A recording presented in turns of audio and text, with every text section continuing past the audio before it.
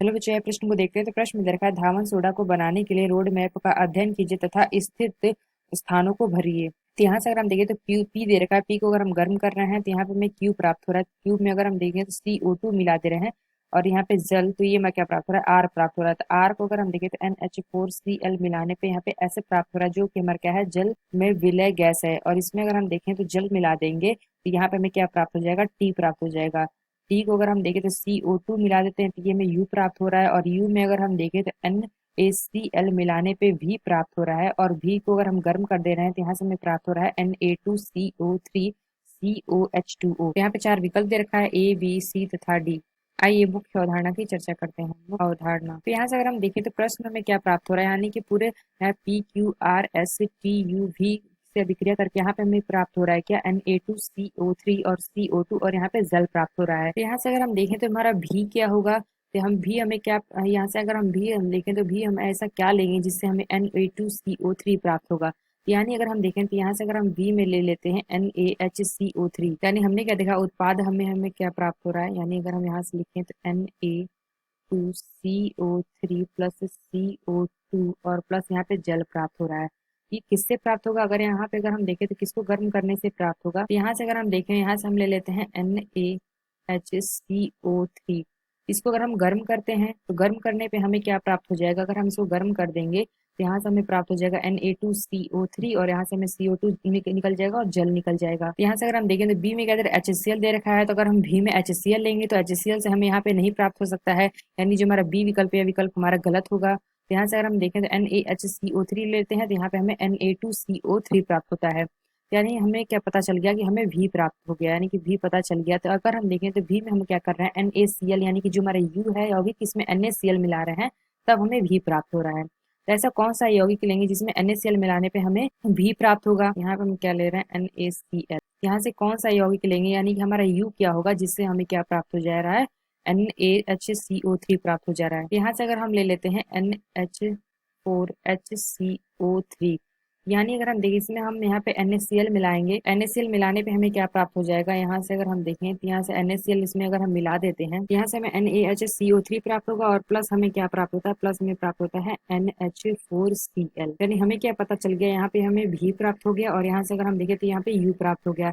यहाँ से अगर हम देखें तो यू में हमें क्या दे रखा है, यू हमें कैसे प्राप्त हो रहा है, CO2, यानी कि जो हमारा टी है इसमें अगर हम CO2 मिला रहे हैं तो यहाँ पे यू प्राप्त हो रहा है। तो ऐसा कौन सा यौगिक है जिसमें CO2 मिलाने पे यहाँ पे हमें यू प्राप्त होगा। तो यहाँ से अगर हम देखें तो यहाँ से अगर हम देखें, यहाँ से अगर हम मिलाते हैं NH4OH लेंगे और इसमें अगर हम देखें तो इसमें अगर हम मिला देते हैं प्लस CO2, तो यहाँ से हमें क्या प्राप्त हो जाएगा, यहाँ से इसका 2 मोल ले लेते हैं।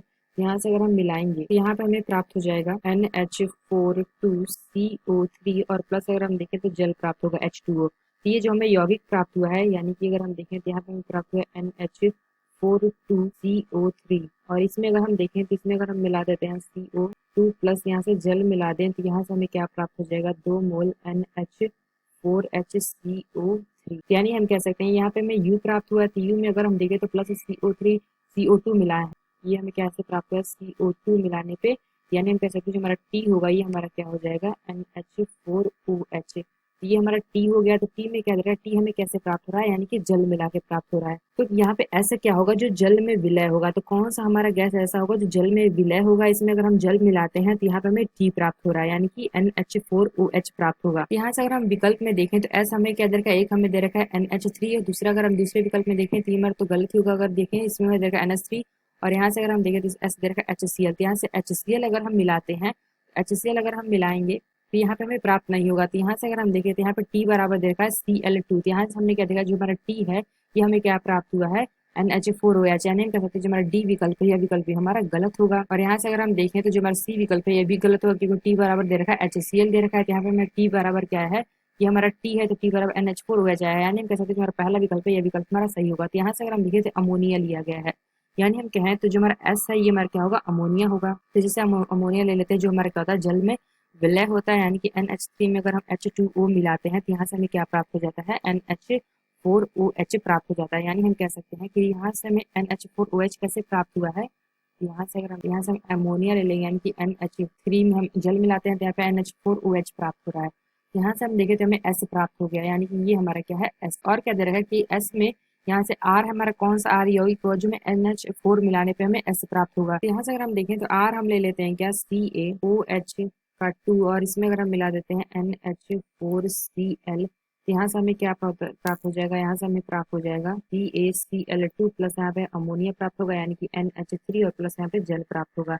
यानी हम कह सकते हैं कि जो हमारा आर होगा वो हमारा क्या होगा। यहाँ से अगर हम देखें तो अमोनिया हमें कैसे प्राप्त हो रहा है NH4Cl मिलाने पे, यहाँ पे हम आर क्या ले सकते हैं OH2। यहाँ से अगर हम देखें तो इसमें अगर हम जल मिलाते हैं तो हमारा क्यू क्या होगा। यहाँ से अगर हम देखें CaOH का 2 हमें कैसे प्राप्त होगा, तो यानी अगर हम देखें इसमें हम मिला देते हैं क्या जो हमारा क्यू है, तो यहाँ पे हम CaO ले लेंगे तो इसमें अगर हम CO2 मिलाएंगे और यहाँ पे जल तो यहाँ पे हमें प्राप्त हो जाएगा CaOH2। यानी हमने क्या देखा, ये हमारा क्यू हो गया।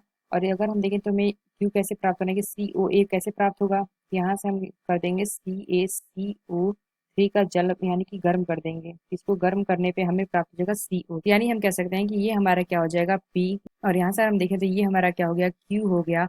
और Q को अगर हम देखें तो Q से हमें क्या प्राप्त हुआ है, R प्राप्त हुआ है। और यहाँ से अगर R को यहाँ पे अभिक्रिया कर रहे हैं NH4Cl से तो यहाँ पे हमें S प्राप्त हो रहा है। और S का अगर हम यहाँ पे H2O से अभिक्रिया कर रहे हैं तो यहाँ पे हमें T प्राप्त हो रहा है। और T का अगर हम देखें तो CO2 के साथ अभिक्रिया करके यहाँ पे U प्राप्त हो रहा है। और U का हमें कैसे प्राप्त हो रहा है, NaCl के यहाँ पे कर रहे हैं अभिक्रिया तो यहाँ पे हमें प्राप्त हो रहा है क्या V। और भी हमें कैसे प्राप्त हो रहा है, यानी अगर हम देखें तो V को हम यहाँ पे गर्म करते रहे तो यहाँ पे हमें प्राप्त हो रहा है Na2CO3। यानी हम कह सकते हैं कौन सा विकल्प हमारा सही होगा, जो हमारा पहला विकल्प दे रखा है यह विकल्प हमारा सही होगा। तो आशा करते हैं आपको समझ में आया होगा। धन्यवाद।